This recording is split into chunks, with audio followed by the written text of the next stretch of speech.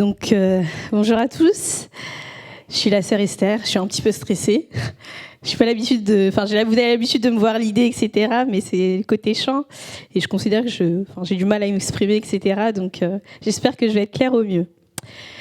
Donc, quand j'ai vu le pasteur, il m'a le thème choisi, c'est la communion fraternelle. C'était pas un thème au hasard pour moi, parce que c'est quelque chose pour lequel j'ai toujours eu beaucoup de mal. Je suis quelqu'un qui accorde ma confiance assez difficilement et de très sélective.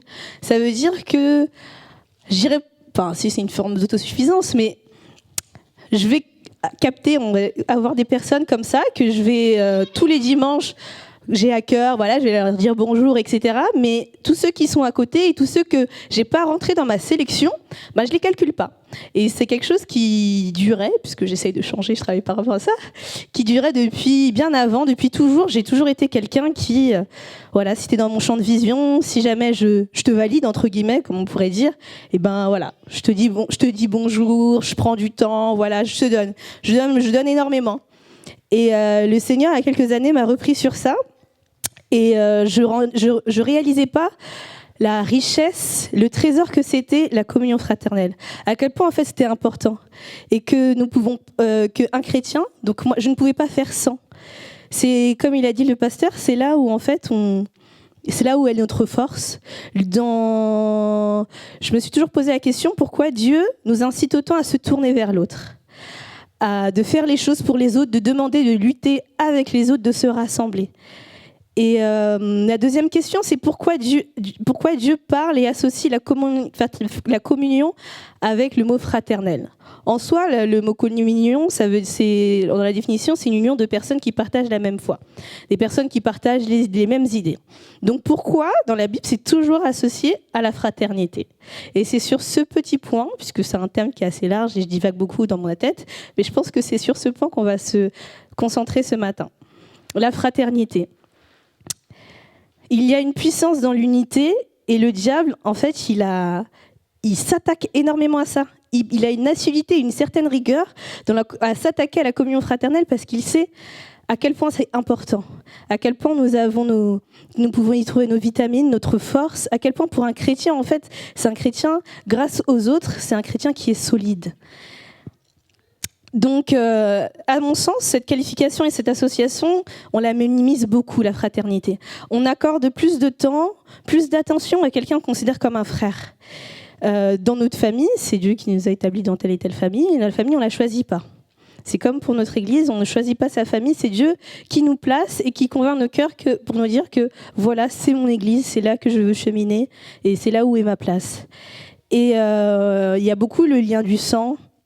On parle beaucoup de lien du sang, etc. Donc forcément, un frère, je ne sais pas pour vous, mais c'est comme ça, quelqu'un que je considère comme mon frère, je le dis même des gens avec qui on n'est pas vraiment au niveau sanguin frère et sœur, c'est quelqu'un à qui j'accorde de l'importance, que j'accorde du temps, c'est quelqu'un qui pourra me réprimander sans que je le prenne forcément mal, ou qui pourra m'aider à réfléchir, à avancer.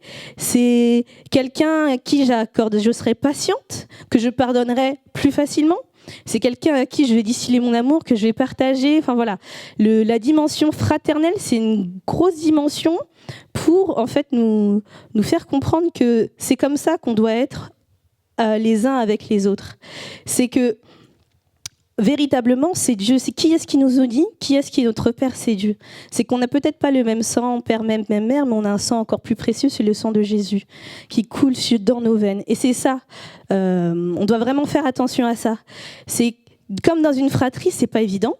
C'est pas évident. Il peut y avoir des disputes, peut y avoir des incompréhensions, etc.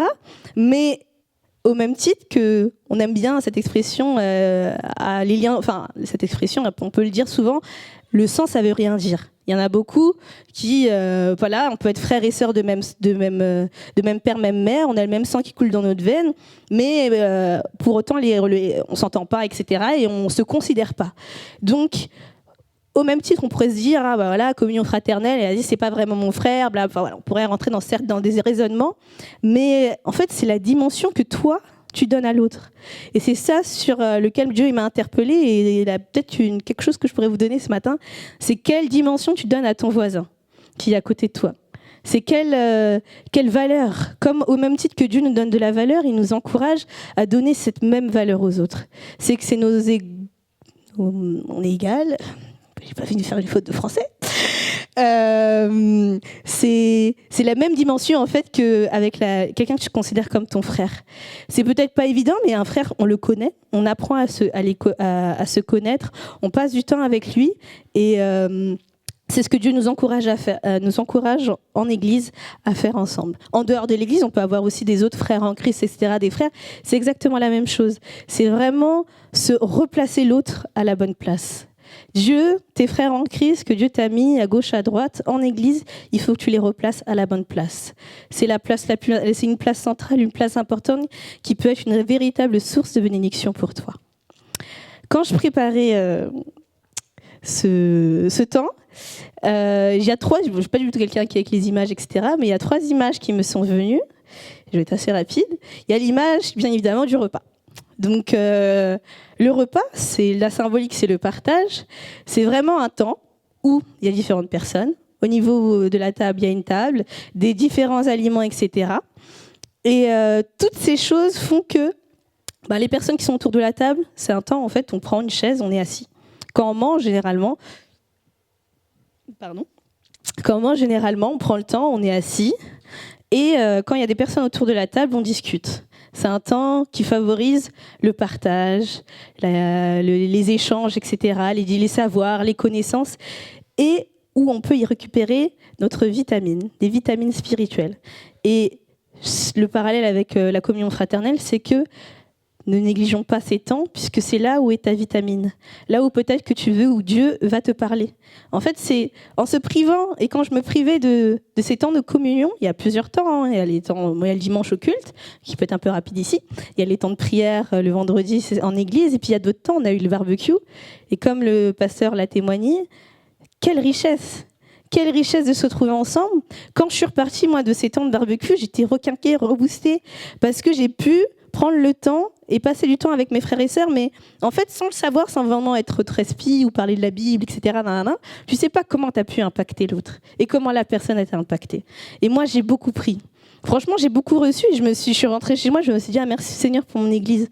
Je pense que beaucoup ont dû avoir cette réflexion, mais vraiment, merci Seigneur.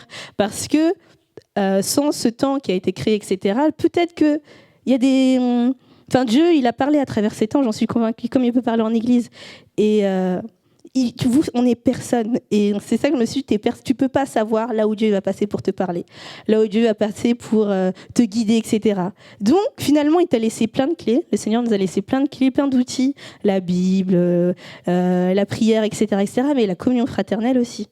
J'ai dans la Bible, surtout dans le Nouveau Testament et même dans l'Ancien, il y a énormément de versets dans la Bible qui nous montrent à quel point c'est pas facile, c'est quelque chose qui est pas évident de communier ensemble, etc. C'est quelque chose qui est difficile et le diable il aime bien jouer avec les humeurs des uns des autres, la compréhension des uns des autres, etc.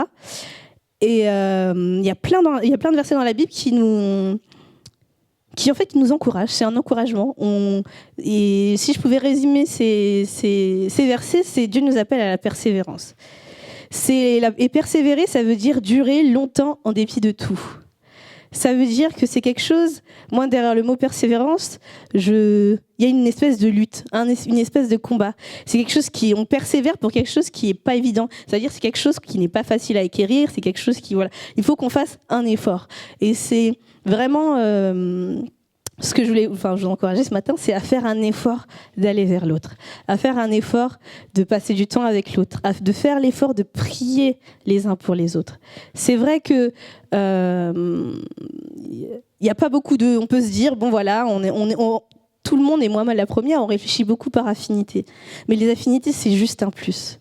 C'est un plus que le Seigneur nous a donné, mais en tant que frères et sœurs en Christ, on doit avoir ce même lien, ce lien d'amour qui casse tout ce qui est affinité, raisonnement, regard à l'autre, etc. On doit vraiment en fait laisser tout ça derrière nous et prendre le temps les uns pour les autres. Et c'est dans ce temps passé que moi je suis convaincue qu'on sera bénis et que vous serez bénis. La deuxième image, c'est l'image de la chaîne. c'est des images qu'on prend souvent, hein. La chaîne, c'est quelque chose qui est solide. On voit souvent le mot chaîne avec solidité. Moi, à côté de chaîne solide, je vois quand même qu'il y a une certaine fragilité. Et ce sont des liens fragiles qu'il faut entretenir.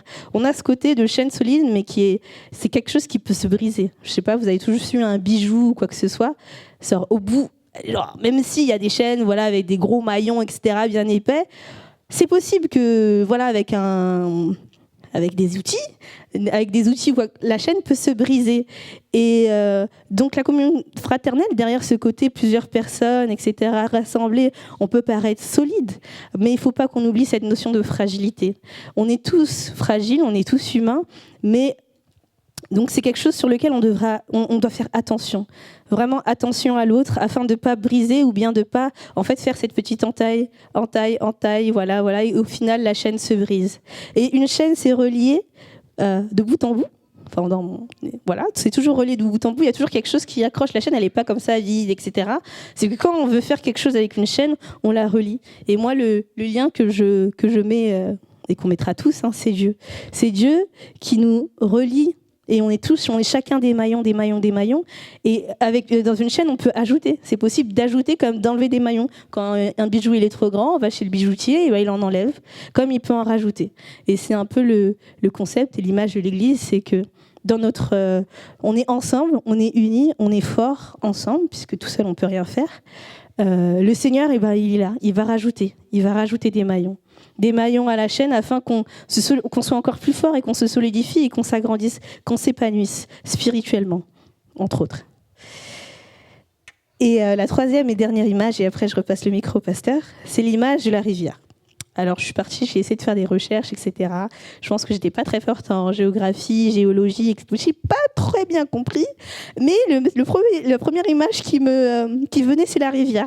Et de ce que je m'en fais, parce que j'ai pas envie de rentrer dans les trucs trop scientifiques, etc., c'est qu'une rivière, en fait, il y a un cours d'eau. Il y a un cours d'eau, moi quand je vois rivière, je vois plein de rochers, des cascades, etc. Il y a rien, et un cours d'eau. Et nous sommes les pierres de cette rivière. Et le cours d'eau, c'est le Saint-Esprit. Et en fait, c'est ces roches qui constituent la rivière. Elles ont été façonnées par l'eau. L'eau, elle polie et tout, on peut avoir des érosions. Vous avez vu, toutes les pierres ne sont pas la même. Dans une rivière, n'ont pas la même régularité. Voilà, elles ont pas. Voilà, il y a des endroits et ça, c'est l'eau. C'est le Saint-Esprit dans l'image qui polie. Et ça crée un torrent et ça crée une certaine vitesse aussi. Les pierres que nous sommes. Et dans le parallèle qu'on peut faire aussi, c'est le parallèle dans Matthieu 7, avec la parabole de la maison fondée sur le roc.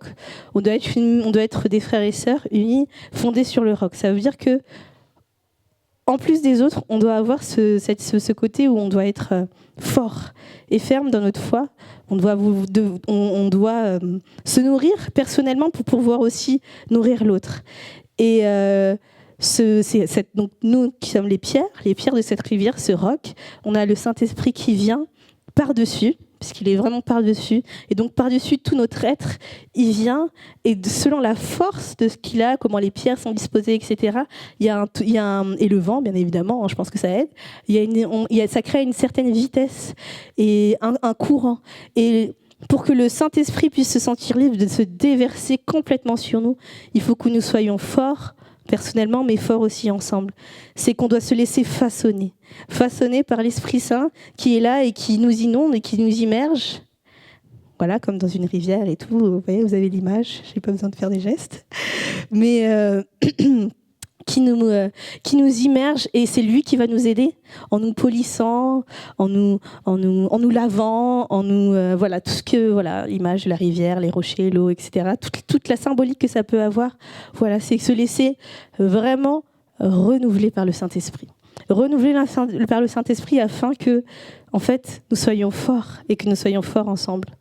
Et en conclusion, on peut dire que, oui, c'est vrai, on ne peut pas lutter seul. Il y a des choses qui se passent dans la communion qu'on ne doit pas négliger. S'il y a des miracles, il y en a plein d'exemples dans la Bible, etc. Il y a des bénédictions et plein d'autres choses que je pense que toi, tu vas être convaincu dans ton cœur en expérimentant ça, en faisant le pas de se dire comme moi, ma phrase c'est « Ah, bah là je vais aller faire un peu de communion fraternelle » parce que c'est quelque chose qui, pour moi, c'est quelque chose qui n'est pas évident, c'est quelque chose où le Seigneur m'a repris, la suffisance, l'orgueil, c'est que je prive les... Et en gros, c'est comme si, voilà, moi je suis moi, et moi je choisis comme ça, tac, tac, tac, tac, tac, et toi je te calcule pas, toi je te calcule, toi je te calcule pas. C'est un petit peu ça. Et il m'a vraiment repris par rapport à ça, et que vraiment, puisque je suis en train de me perdre, qu'on puisse voilà, prendre le temps, replacer ton frère qui est à droite, ton frère qui est à gauche, à la bonne place. Lui donner cette dimension que le Seigneur nous donne, cette importance que le Seigneur nous donne. Au même titre qu'il nous demande d'être à son image, etc. Vraiment, et qui passe du temps et qui nous supporte, entre guillemets, parce qu'on est un peu des gens insupportables, je pense, pour Dieu. On doit supporter l'un, supporter l'autre. Voilà. Soyez bénis. Je ne sais pas si j'ai été claire, mais...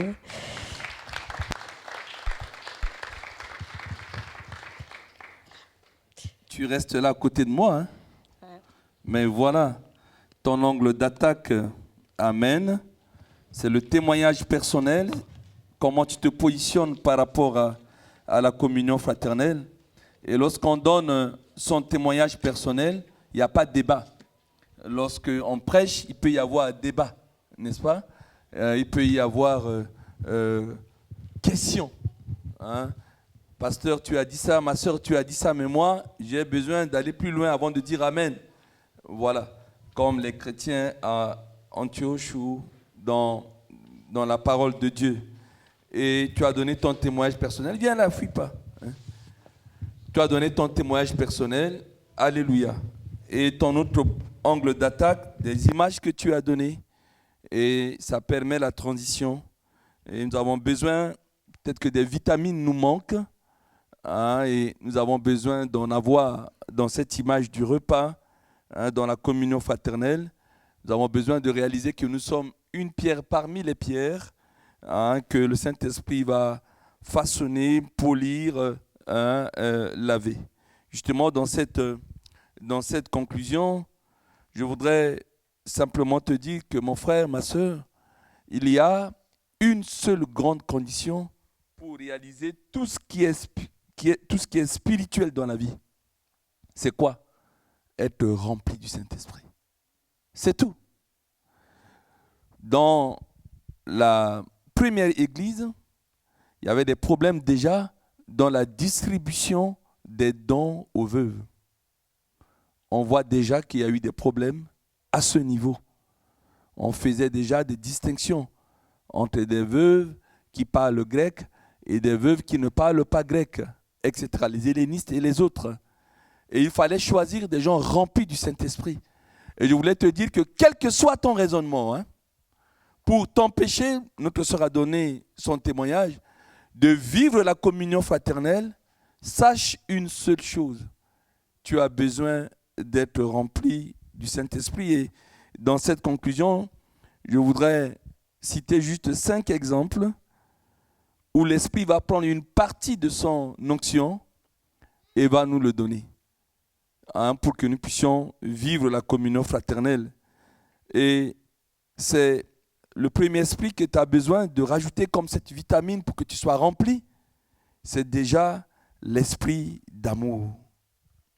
Tu ne peux pas vivre la communion fraternelle tant que tu n'es pas rempli d'esprit d'amour, hein, en toi.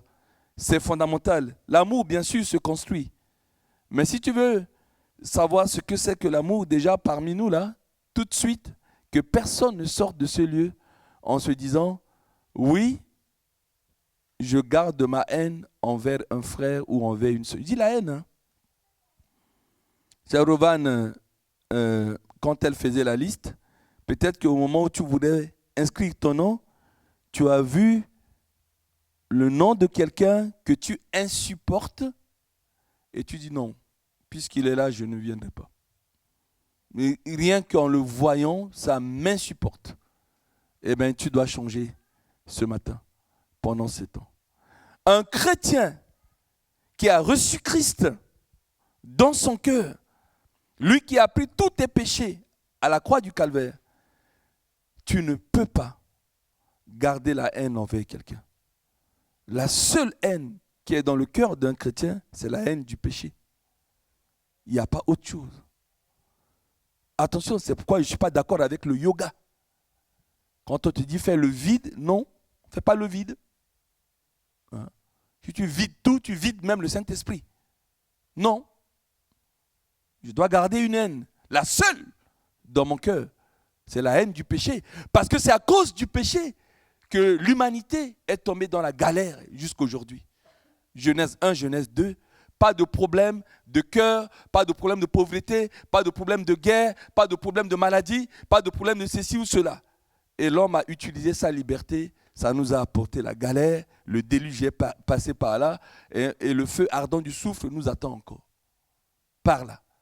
Et sois rempli de l'esprit d'amour. Avant d'aller au deuxième esprit, parce qu'on s'est limité dans le temps, je veux qu'au niveau de cet esprit-là, je donne un seul verset chanté, que tu connais déjà, mais je te donne ce verset en chantant. Bien-aimés, aimons-nous les uns les autres, L'amour est de Dieu, pour celui qui aime est né de Dieu et connaît Dieu. Mais qui n'aime pas, ne connaît pas que Dieu est amour, que Dieu est amour. Bien-aimés, aimons-nous les uns les autres. 1 Jean 4, 7 et 8. 1 Jean 4, 7 et 8. Lis-le à la maison. Deuxième esprit que le Saint-Esprit doit prendre pour te remplir. Tu ne peux pas aimer, persévérer, ça a été dit, dans la communion fraternelle, coucou, si tu n'es pas rempli d'un esprit de pardon. Attention, j'ai vu même mon petit-fils en train de jouer, avec des adultes qui le forment, etc. Il commençait à pleurer parce que ça faisait 5 minutes qu'il n'avait pas la balle. Il était en train de pleurer et moi je suis venu à son rescousse, je suis quand même le papy. Et je voulais négocier, il dit, donnez-lui la balle et tout. David m'a dit, non, il doit venir le chercher. C'est la loi du foot. Il dit, petit, là, je me réserve.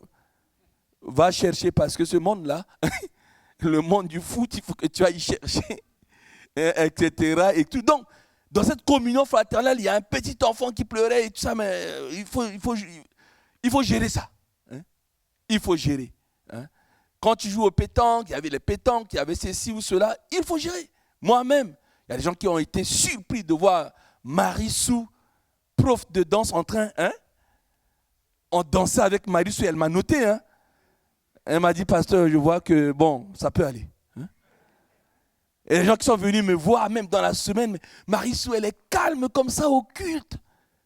Mais dis donc, on l'a vu autrement. Oui, tout ne se passe pas que dans un culte. Attention. J'ai eu même des SMS. Oh, pasteur, c'est la première fois que je te vois comme ça avec tes jeunes et tout ça. Mais non, vous savez, quand on vient là, il y a l'épouse qui est là, il faut être droit, il faut que l'habit soit repassé. Peut-être qu'on m'a fait changer 2 habits ou 3 habits, on n'a pas beaucoup de liberté. Voilà. Il faut se tenir droit, etc. et tout. Mais si vous voyez le pasteur que ici comme ça, vous ne me connaissez pas.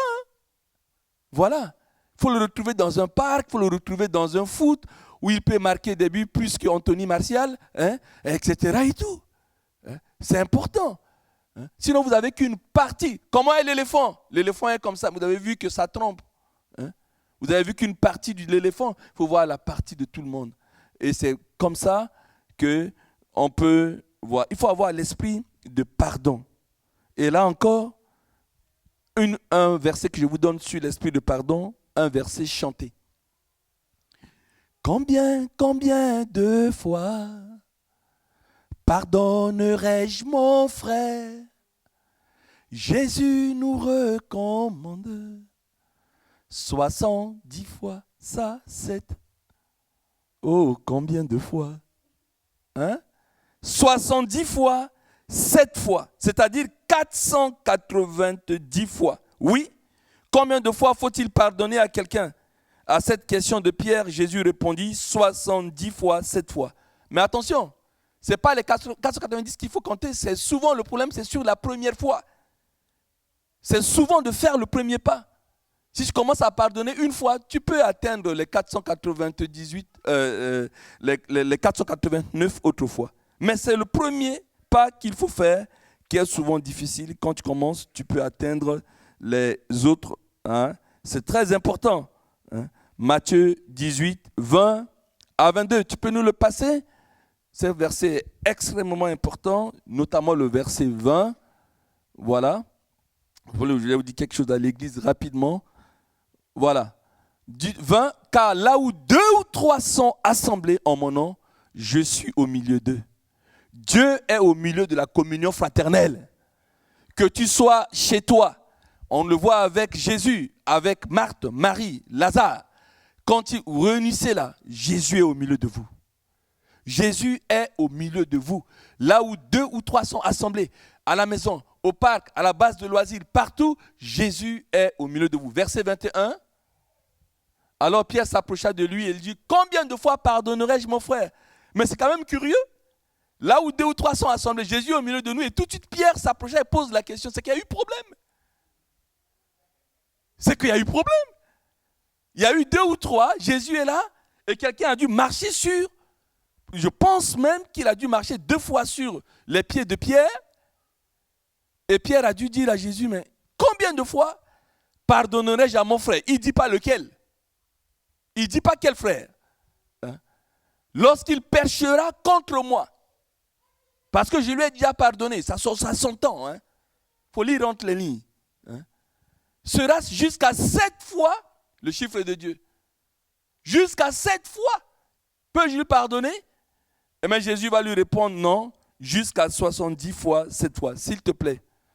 Quel que soit ce que le pasteur Josué t'a fait, moi je te demande pardon. Pardonne-le. Si tu veux que ton Dieu te pardonne. Quel que soit ce que Pierre, Paul, Jacques, Pierrette, Pauline, Jacqueline t'a fait, pardonne-le. Ce cœur de Pierre-là, cœur de chair. Et tu vas manger des chips, manger des chikwang, manger des chipolatas, manger des merguez, manger des saumons. Hein? Voilà que notre sœur Oana a amené, n'est pas au milieu de nous ce matin, etc., etc., avec même quelqu'un qui t'a médit, quelqu'un qui t'a dit du mal. Et c'est là où on mûrit spirituellement parce que c'est derrière nous. L'esprit de pardon. Sans ça, on ne peut pas s'en sortir. Troisième esprit de la communion fraternelle, c'est que Dieu nous remplisse, mais vraiment, d'un esprit de confession, de partage de ce que nous faisons et qui attriste Dieu. La Bible nous dit, hein, dans Proverbes chapitre 12, verset 18, partie B, hein, voilà. Mais déjà, Proverbe, tu me passes juste Jacques 5, 16 déjà. Jacques 5, 16. Hein. Jacques chapitre 5, verset 16. Alors on va lire ce verset. Voilà. Jacques 5, pas 1, 16, Jacques 5, 16. Voilà, c'est le chapitre 1. Voilà. Confessez donc vos péchés les uns aux autres et priez les uns pour les autres afin que vous soyez guéris.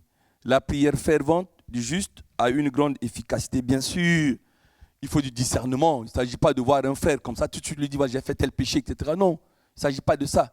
Il s'agit d'avoir du discernement. Tu ne vas pas vers n'importe qui, c'est vrai.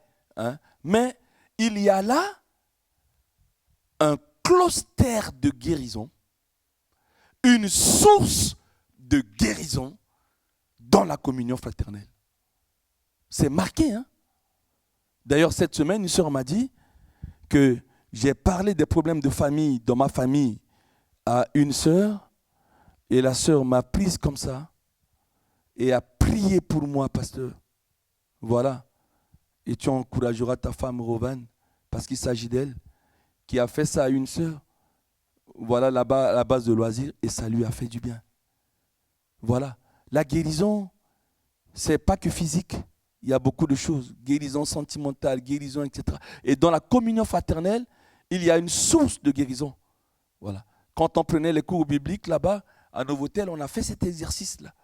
De se prendre de 2 à 2. Tu es en train de discuter, tu dis, ben voilà, moi, ça par contre, ah là là, la suffisance, notre sœur l'a dit, mais moi, c'est vraiment je ne sais pas, la mythomanie. Je mens comme je respire. Hein. Peux-tu prier pour moi, etc., etc. Et Dieu nous guérit de cela. Voilà. Il n'y a pas que s'approcher comme ça. Hein. Il y a d'autres sources de guérison qui est dans la communion fraternelle. Avant-dernier esprit, ça a été dit dans l'exhortation ici, c'est que nous soyons remplis d'un esprit d'affection réciproque. Mais vraiment d'affection réciproque. Hein? Romains 12, 10. Hein? Romains 12, 10, dans la version parole vivante, je vous le lis ici, comme les membres d'une même famille, aimez-vous les uns les autres, d'une affection vraie et profonde. Estimez-vous mutuellement. Placez toujours l'autre au-dessus de vous et honorez-le comme étant supérieur, comme vous étant supérieur. Ça, c'est difficile. Hein? Soyez les premiers à témoigner des égards dans la version seconde. Voilà, c'est marqué de prévenance réciproque. Là, de témoigner des égards. Vous voyez, c'est très important. Il y a quelque chose que j'aime bien dans la culture congolaise, qu'un Congolais te voit, que tu ne sois même pas parent avec lui, il voit que tu es plus âgé, il t'appelle Yaya. Bonjour Yaya. Tu dis, mais ça veut dire quoi Yaya? Yaya, ça veut dire aîné. Voilà. Et ça, c'est la culture bantou, là. Chez moi, ça se dit aussi comme ça. Là, il n'y a pas Clotaire au milieu de nous. Ce matin, manque de voiture ou pas, je ne sais pas. Mais on va vérifier que personne ne vienne pas à l'église pour manque de voiture. Hein. S'il y a un autre problème, on vérifiera. Mais je ne l'ai jamais appelé Clotaire. Voilà. Bonjour, grand frère. Bonjour, Yaya. Je ne dis pas de faire comme ça, non. Je n'impose pas une culture. Mais je veux vous montrer un exemple de prévenance, un exemple d'égard, hein, où celui qui est plus petit, on va l'appeler cher cadet, c'est affectueux. Oui, nous avons besoin d'être affectueux. Il y en a marre de monsieur, madame, etc. Il y a des démons dans cette région parisienne qui sont là-dedans. Hein. Ce n'est pas possible. Dans d'autres régions de France, ce n'est pas comme ça. Hein. Ici, là, il faut avoir des moyens d'égard. Quelqu'un vient vers toi, lève-toi vite, souris, dis bonjour. N'attends pas jusqu'à ce qu'il vienne comme ça. Je suis venu te dire bonjour. Hein? Avant que tu lèves la tête, non. On ne zappe pas les gens. Non. Ce n'est pas possible. Il faut témoigner des égards. Que le Saint-Esprit nous remplisse de cet esprit d'affection réciproque. Enfin, il ne peut pas y avoir de communion fraternelle vraie si on n'est pas rempli d'un esprit de sainteté. Dieu est saint, saint, saint, 3 fois saint. Attention, Matthieu 18, verset 15 à 17. Matthieu 18, verset 15 à 17. Pas de complaisance avec le péché dans la communion fraternelle sous prétexte que je suis en train de manger des lasagnes. Hein, avec mon frère ou ma soeur, où on est dans un resto thaïlandais. Non. On est en train de manger, on est en train de s'amuser, on est en train de se visiter, mais il y a ce verset qu'il faut aussi appliquer. Si ton frère a péché, va et reprends-le entre toi et lui seul. C'est sympathique. Tu dis non, tu vois, il y a tel aspect de ta vie qui attriste le Saint-Esprit. Veux-tu demander pardon parce que ça attriste Dieu? Point.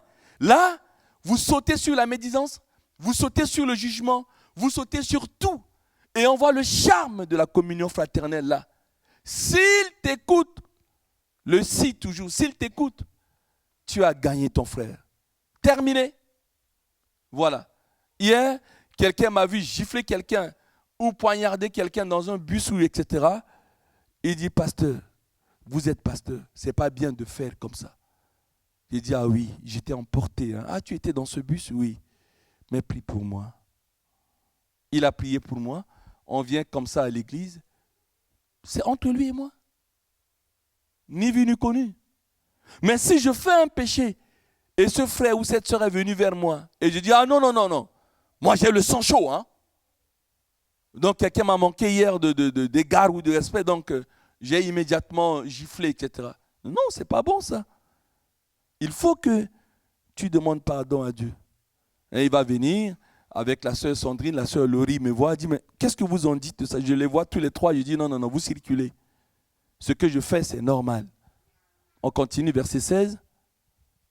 S'il ne t'écoute pas, prends avec toi une ou deux personnes, afin que toute l'affaire, parce que c'est une affaire. On ne peut pas négliger le péché comme ça. C'est une affaire, hein, le péché. Se règle sur la déclaration de 2 ou 3. Non, ce que le frère t'a dit ou la soeur t'a dit, c'est vrai. Mais tu es toujours la communion fraternelle. On continue au verset 17, Crioni. S'il refuse de les écouter, dis-le à l'église, c'est-à-dire aux responsables, bien sûr. Et s'il refuse d'écouter l'église, qu'il soit pour toi comme un païen et un publicain. Pas un ennemi. Non, pas un ennemi. Mais un païen, c'est-à-dire quelqu'un qui n'a pas la crainte de Dieu, qui ne veut pas laisser la crainte de Dieu l'imbiber, l'envahir. Et un publicain. Un publicain, c'est un traître. À l'époque des Juifs, il y avait les Romains qui sont allés les commander là-bas. Et on a pris parmi les Juifs des gens pour lever l'impôt. Et les Juifs les considéraient les hachés là. Et les autres disaient, mais vous là, vous êtes des traîtres parce que vous traitez pour le compte de l'empereur ici à Rome, en Italie. Donc, on entend par publicain un traître. Voilà. Un chrétien, vraiment qui se dit chrétien, et qui s'en fiche de son frère qui vient lui parler du péché, qui s'en fiche de 2 ou 3 frères qui viennent, les sœurs, qui viennent lui parler du péché, et même l'église, qui dit non, ce que tu fais, c'est pas bon. Tu les envoies balader, mais tu es un païen, tu es même un traître, parce que tu traites avec l'ennemi. C'est pas bon. Hein? Donc voilà un peu, on arrête là. Merci beaucoup. Et pour votre obéissance, soyez vraiment bénis. Ça nous encourage dans le service pastoral. Et ça vous permet de savoir que lorsqu'on vient, j'ai chronométré, juste 18 minutes que tu as fait, mais tu n'as pas préparé en 18 minutes. C'est des heures. Tu as entendu lire des définitions, chercher. Vous voyez que ce n'est pas facile pour venir apporter un message de 20 minutes, 25 minutes. Il y a d'abord la sueur, la transpiration vient avant l'inspiration. Tu transpires, tu cherches, tu transpires, tu n'es pas inspiré, tu dis bon, je vais le faire demain, etc. Et tout. Et c'est pareil. Même ma petite conclusion là, j'ai transpiré avant de l'avoir. On dit avoir l'esprit d'amour, l'esprit de pardon, l'esprit vraiment de sainteté, et tout, d'affection réciproque. C'est à un moment donné, paf, ça vient. Il dit merci Seigneur. Amen. On se lève à notre place. Alléluia. Gloire à Jésus. Les mains élevées, s'il vous plaît. Juste une seconde. Notre culte de l'entrée tire à sa fin. On a eu le moment de communion fraternelle. Une petite exhortation là-dessus. Alléluia. Évangéline, tu viens. Tu vas prier.